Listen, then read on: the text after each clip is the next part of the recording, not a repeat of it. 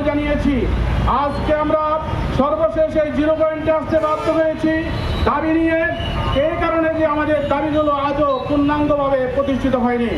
যদিও আমাদের আংশিক দাবি পালন করা হয়েছে, এখানে মোমারিসপুরে একটি রাস্তার কাজ শুরু হয়েছে, এই জন্য আমরা প্রশাসনকে ধন্যবাদ জানাচ্ছি।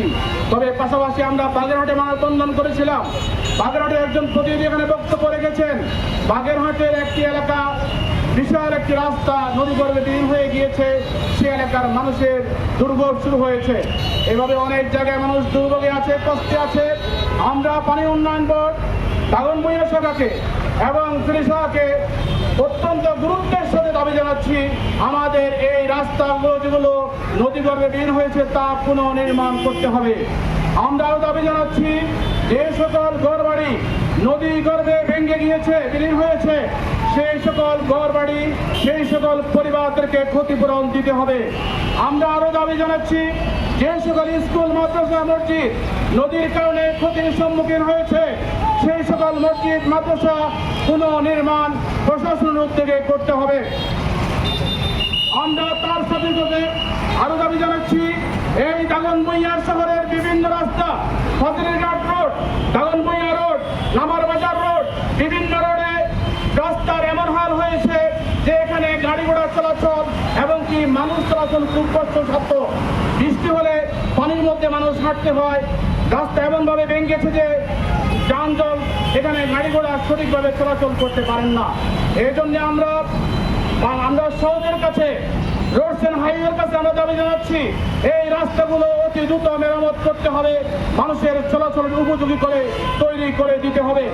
আপনারা দেখেছেন যে এই দাগনভূঞা যেখানে আমরা দাঁড়িয়ে আজকে মানববন্ধন করছি, এই জায়গাটি সর্বক্ষণ সিএনজি, অটোরিকশা, বাস, ট্রাক দাঁড়িয়ে থাকার কারণে এখানে যানজটের সৃষ্টি হয়। এখানে এই রাস্তা দিয়ে নোয়াখালী থেকে ঢাকা, চট্টগ্রাম অভিমুখী গাড়ি যাতায়াত করে, কিন্তু এই যানজটের কারণে সঠিকভাবে গাড়িগুলো যাতায়াত করতে পারে না। এখান থেকে সিএনজি স্টেশন, টমটমের স্টেশন, এখান থেকে রিক্সা স্টেশন, বাস স্টেশন সরিয়ে শহর পার করে স্টেশনের জায়গা করে দিতে হবে, যাতে করে এখানে যানজট সৃষ্টি না হয়। শহরকে পরিচ্ছন্ন করতে হবে। দাগনভূঞা শহর একটা আবর্জনার শহরে পরিণত হয়েছে। আমাদের পার্শ্ববর্তী মাতুভূঞা ব্রিজের পাশে যেভাবে ময়লা আবর্জনা ফেলে এই শহরকে দুর্গন্ধময় করে ফেলা হয়েছে, এখান থেকে ময়লা আবর্জনা সরাতে হবে। ময়লা আবর্জনা এমন জায়গায় নিয়ে ফেলতে হবে যেখানে ফেললে মানুষের দুর্ভোগ হবে না, এরকম জায়গায় ময়লা আবর্জনা ফেলার ব্যবস্থা করতে হবে। আমরা এই জনদাবি নিয়ে আজকে দাগনভূঞা 0 পয়েন্টে এসেছি। যদি আমাদের এই দাবিগুলো পূরণ না করা হয়, তাহলে এর পরবর্তী কর্মসূচি হবে দাগনভূঞা ইউনো অফিস, দাগনভূঞা পৌরসভা ঘেরাও কর্মসূচিতে বাধ্য হব আমরা। যদি আমাদের দাবি পালন না করা হয়, আমরা প্রশাসনকে, পানি উন্নয়ন বোর্ডকে, রোডস এন্ড হাইওয়েকে সতর্ক করছি, যদি আমাদের এই দাবি পালন না করা হয়, আমরা পানি উন্নয়ন বোর্ডের প্রতি পৌরসভা অফিসে রোডস এবং মার্চের কর্মসূচি দিব। মার্চ করে সেখানে আমরা কর্মসূচি পালন করবো ইনশাআল্লাহ।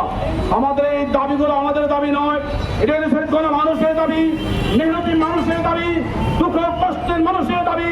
সেই দাবিগুলো আজকে আমাদেরকে পূরণ করতেই হবে, এর বিকল্প কোনো পথ আমাদের সামনে খোলা নেই। আজকে সর্বশেষ আপনাদের সম্মুখে একটা কথা বলি, আজকে আপনারা দেখেছেন আমাদের সরকার প্রাইমারি এবং উচ্চ বিদ্যালয়ে গানের শিক্ষক নিয়োগ দেওয়ার জন্য প্রজ্ঞাপন জারি করেছে। দুঃখজনক হলেও সত্য, প্রাইমারি স্কুলগুলোতে, উচ্চ বিদ্যালয়ে ধর্মীয় শিক্ষকের অভাব রয়েছে। এমনকি প্রাইমারি স্কুলে, কোনো প্রাইমারি স্কুলে ধর্মীয় শিক্ষক নিয়োগ দেওয়া হয়নি, অথচ গানের শিক্ষক নিয়োগ দেওয়া হচ্ছে। তা অত্যন্ত ঘৃণা ভরে আমরা এই নিয়োগকে প্রত্যাখ্যান করছি। অতি বিলম্বে প্রত্যেকটা স্কুলে, প্রাইমারি স্কুলে বিশেষ করে ধর্মীয় শিক্ষক নিয়োগ দেওয়ার জন্য প্রজ্ঞাপন জারি করতে হবে। সর্বশেষ আমরা দাগনভূঞাবাসীর মধ্যে একটা আহ্বান জানিয়ে শেষ করছি, সংগ্রামী দাগনভূঞাবাসী, আপনারা যুগ যুগ ধরে এই দেশের ক্ষমতা বিভিন্ন দল এবং মতকে দিয়েছেন, যারা আপনাদেরকে উপহার দিয়েছে দুর্নীতি, যাদেরকে আপনারা ক্ষমতায় বসিয়েছেন, তারা আপনাদেরকে ক্ষমতা উপহার দিয়েছে চাঁদাবাজি। যাদেরকে আপনারা ক্ষমতায় বসিয়েছেন তারা আপনাদেরকে উপহার দিয়েছে সন্ত্রাস।